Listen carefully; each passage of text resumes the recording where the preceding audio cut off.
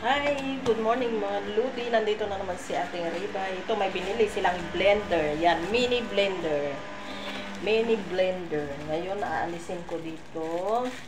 I-check natin. Oh, mayroon siyang yung cup. Kasi yung blend na to, magagamit po ito yung kanyang buti. Pag nasira na ito niya, gagawin na nating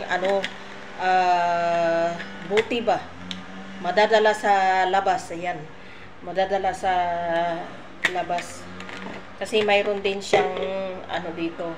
Ayan siya, oh, yung takip lang niya, oh, di ba? Ang ganda. Tapos ito yung kanyang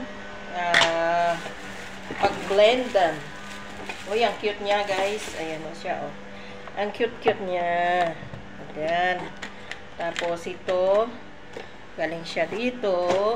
Madali lang siyang operitin. Kasi yung luma namin, ayaw nang gamitin. Nandun na, lagay ko na doon sa box. Ayan, may lakan siya, oh. May lak. Op. Galing, no? Ang galing. Tapos, mayroon din siyang dito, oh. Yung blend ng pwede ata ice ito. May blade siya, oh, dalawang blade. Pero fruit blend ata to.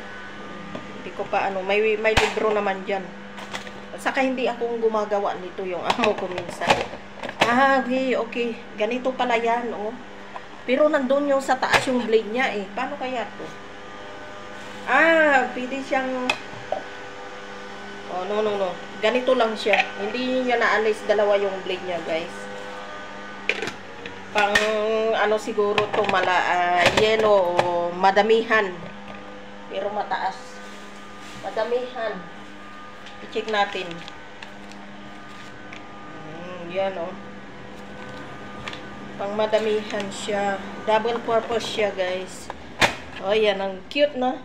Babalik ko na lang dito sa loob. Nalis ko lang yung plastic. Pag gagamitin, doon ko na lang hugasan. O kaya mamaya, i-try ko siya na gumagana ba o hindi. Ito siya. Cute, na? Ang cute niya. Yung new blender. Okay.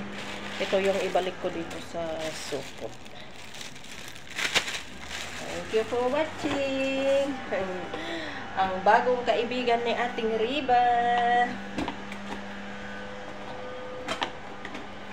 Thank you very much. God bless.